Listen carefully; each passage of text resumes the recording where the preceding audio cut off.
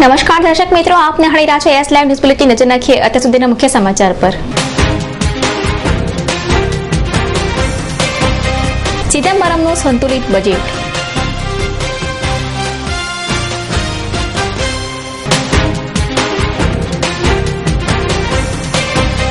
ખાણીપીણી અને કપડાં સસ્તા જ્યારે ચાંદી અને વિદેશી કાર મોંઘા।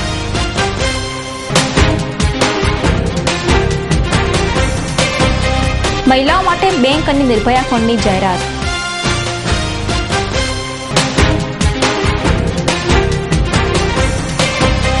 આઈ કાર્ડ મામલે સીયુસા કોલેજના વિદ્યાર્થીઓના ઉગ્ર દેખાવો।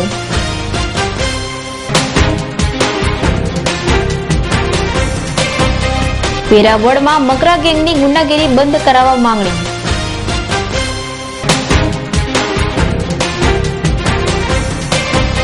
બનાસકાંઠા બહુચર્ચિત હત્યાકાંડનો આરોપી ઝડપાયો।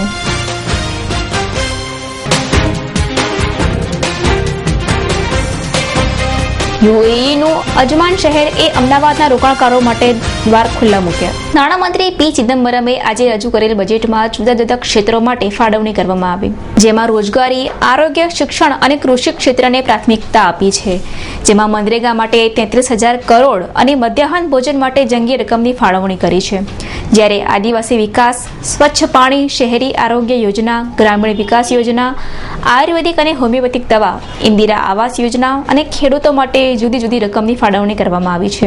12મી પંચવર્ષીય યોજનાનો ખર્ચ 14,30,825 કરોડ કરાયો છે। ગ્રામીણ વિકાસ મંત્રાલય માટે 80,000 કરોડની ફાળવણી કરાઈ છે।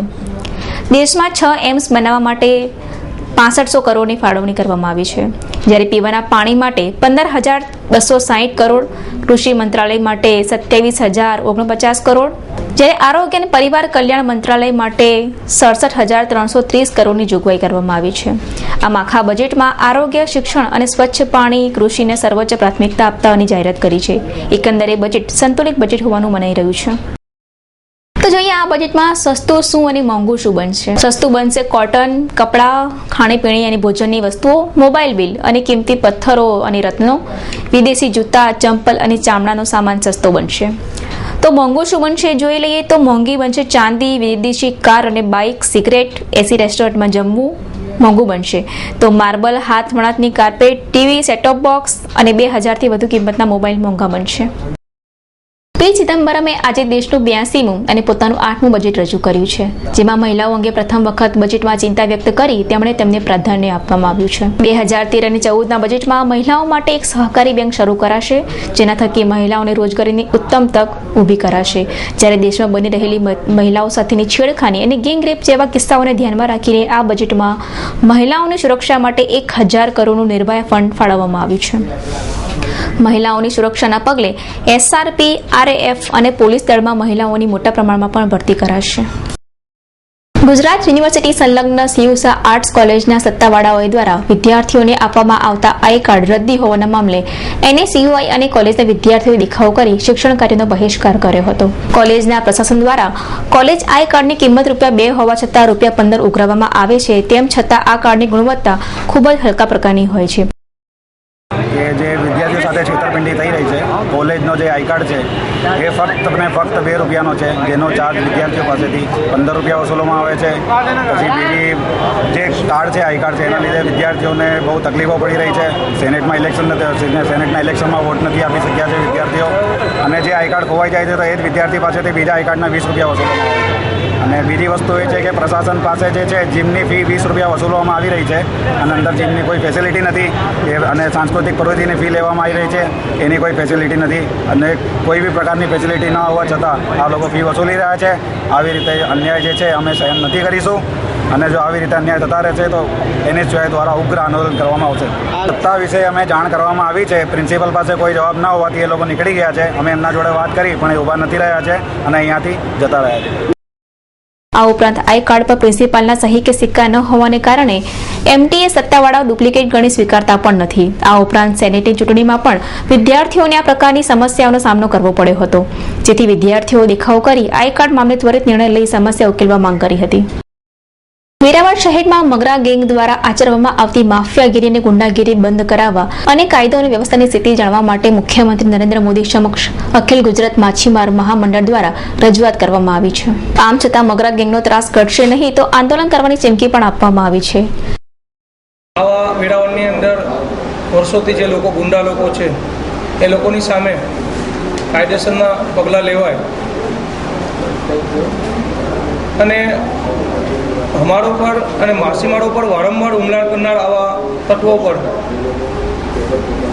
જો કાયદેસરના પગલાં અગાઉ નથી લીધેલા એના કારણે આ રીતની ઘટનાઓ ઘટી છે અને અમારો પર આવો વારંવાર બનાવ બને છે. અત્યારે અમારી સરકારમાં અને પોલીસ સામે એક જ રજૂઆત હતી કે અમને કાયદેસરની બાબતમાં મદદ મળે સરકાર તરફથી, અમારે પ્રોટેક્શન મળે અમારા લોકોને, અમારી જાનની, અમારા પરિવારની, અમારા ધંધાની સુરક્ષા મળે. અમે વેરાવળમાં શાંતિ ઈચ્છીએ છીએ. આવા લોકો પર કાયદેસરના ગુંડા લોકો પર પગલાં લઈ અને વેરાવળમાં શાંતિ થાય એવી અમારી માંગણી છે સરકાર સામે. વેરાવળના 1700 બોટ ધારકોના આશરે 12,000 લોકોને રક્ષણ આપવા અને કુખ્યાત મગરા ગેંગ સામે પગલાં લેવા માટે માંગણી કરતા મહામંડળના પ્રમુખ તુલસી કેશવ ગોહિલે જણાવ્યું હતું કે આ ગેંગના 8 ભાઈઓ ગેરકાયદે મિલકતોનો કબજો, ખંડણી, દારૂ જીગરના હપ્તા વસૂલ કરે છે અને અડ્ડા ચલાવે છે. બંદર વિસ્તારમાં કોઈને બોટ વહાણ બનાવવું હોય તો બોટના હપ્તા લેવામાં આવે છે. ગુજરાતના સાબરકાંઠાના થોડા દિવસો પહેલા હત્યાકાંડ થયો હતો, જેમાં 2 લાશોના 21 ટુકડા કરી પ્લાસ્ટિકની બેગમાં ભરી તેને એક કૂવામાં ફેંકી દેવામાં આવી હતી. જે મામલે પોલીસે હત્યારાની ધરપકડ કરી છે. આ હત્યાકાંડમાં ચોંકાવનારી બાબતો ખુલવા પામી છે. આરોપી કાયદાના રક્ષક ગુજરાત રિઝર્વ પોલીસનો જવાન છે, જેનું નામ અરવિંદ ડામોર છે અને તેણે જ આ હત્યાકાંડને અંજામ આપ્યો હોવાની કબૂલાત કરી છે. આરોપીએ ખુદ પોતાની પુત્રી અને પત્નીને મોતને ઘાટ ઉતારી હતી. આરોપી ગુજરાત રિઝર્વ પોલીસમાં ચેતક કમાન્ડો છે અને ગાંધીનગરમાં તૈનાત હતો ત્યારે જ તેણે આ हत्याकांड ने अंजाम आप्यो હતો. स्टेशन में जो डबल मर्डर का गुनाह दाखिल हुआ उसमें हमने एक आरोपी अरविंद कुमार डामोर को गिरफ्तार किया है. कोर्ट ने उस आरोपी का 6 दिन का रिमांड मंजूर किया है और वो आरोपी Chetak commando group number 1 Gandhinagar में SRP में फर्ज बजा रहा है. बनाव का मुख्य जो रीज़न था वो ये था कि मरनार जो है वो आरोपी की दूसरी पत्नी थी. जो पहली बीवी थी उसका जो उसके लड़के का मैरिज था उसमें ये मरनार ने अरविंद कुमार डामोर को जाने के लिए मना किया. इसलिए आरोपी ने आवेश में आके उसकी गांधीनगर सेक्टर 30 उसके घर पे हत्या कर दी और वो दोनों लाश उसकी और उसकी बेटी की लाश को उसने वहाँ टाटा 407 रेंट पे लेके वहाँ से भिलोड़ा जो उसका मूल वतन है वहाँ आके कुएं में लाश को ड्रम में डाल दिया. આ ઘટના બાદ સમગ્ર વિસ્તારમાં દહેશત ફેલાઈ ગઈ હતી. પોલીસ સામેની કબૂલાતમાં આરોપી જણાવ્યું છે કે તેણે મોતને ઘાટ ઉતારી તે તેની બીજી પત્ની હતી, જેનાથી તેને સ્વાતિ નામની એક પુત્રી પણ થઈ હતી, પરંતુ દુર્ભાગ્યવશ તેની પુત્રી પોલીસનો શિકાર બની હતી. અમદાવાદના નાના મોટા રોકાણકારો, ઉદ્યોગ સાહસિકો અને વેપારીઓને હવે અજમાન એટલે કે UAEમાં આકર્ષક રોકાણ કરવાની તક મળશે, જે અજમાન ફ્રી ઝોન ઓથોરિટી દ્વારા શક્ય બનશે. અફઝા ગ્રુપ સાથે ભારત અને એમિરેટ ઓફ અજમાન સાથે લાંબા ગાળાનો આર્થિક સહયોગ સ્થાપવાના આશયથી CIIના પ્રતિનિધિઓએ પણ બેઠકમાં ભાગ લીધો હતો. जैसे कि मैंने बताया, अजमान UAE के कमर्शियल कैपिटल दुबई से 25 से 30 मिनट की दूरी पे है. सुविधा के हिसाब से हम कम्प्लीटली टैक्स फ्री एरिया है और हमारे यहाँ काफ़ी फैसिलिटीज़ है, जैसे कि हमने पेमेंट इंस्टॉलमेंट प्लान्स में बनाए हैं. हमारे यहाँ पोर्ट सर्विसेज हमारे बराबर बाजू में मौजूद है. हमारे पास ऑफिस, वेयर हाउसिंग और लैंड, हर तरह की बिजनेस को अकोमोडेट करने के लिए, और पर्सनल और कॉर्पोरेट टैक्स दोनों नहीं है. तो जो कंपनीज इनकम बनाती है कंपनी लेवल पे और जो डायरेक्टर्स इनकम बनाते हैं पर्सनल लेवल पे, इट्स एब्सोल्युटली टैक्स फ्री. मैं आपको स्पेसिफिक नंबर तो नहीं बता सकता, लेकिन जैसे हमारे 7,000 कंपनीज में से कुछ 40% इंडियन कंपनीज है. इसमें से गुजराती कंपनी मेरे ख्याल से 15 से 18% के बीच में होगी. गुजराती जब मैं कहता हूँ, it's from the entire Gujarat region including Ahmedabad and some other cities. ભારતીય રોકાણકારો મૂડી રોકાણ દ્વારા અફઝા તરફથી મળતા લાભોનો અનુભવ કરી શકશે. અફઝાના 7,000થી વધુ રોકાણકારો છે. અફઝા અજોડ પ્રકારના સુગમ મૂડી રોકાણની તક અને લાયસન્સિંગના વિકલ્પો પૂરા પાડે છે. ફ્રી ટ્રેડ ઝોન એક ઘણા મોટા પ્લોટ પર સ્થાપવામાં આવી છે અને તે નવા પ્રોજેક્ટો માટે તેનું વિસ્તરણ કરવામાં પણ આવશે. તો આ હતા અત્યાર સુધીના મુખ્ય સમાચારની ખાસ ગતિવિધિઓ માટે આપ નિહાળતા રહો એસ લાઈવ ન્યૂઝ બુલેટિન. નમસ્કાર.